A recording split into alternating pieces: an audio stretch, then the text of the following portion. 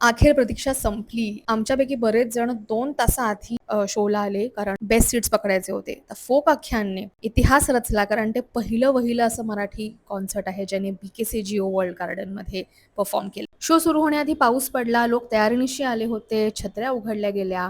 पण नशिबाने आभाळ उघडलं आणि शोला सुरुवात झाली. फोक आख्यान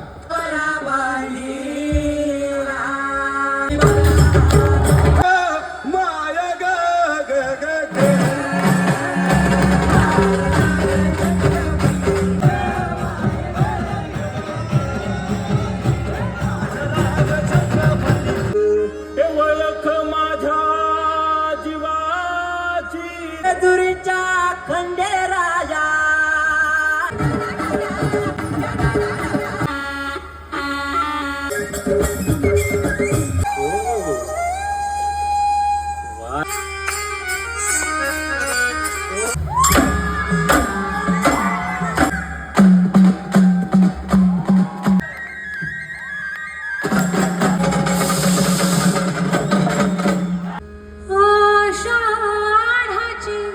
अरे तू ये रह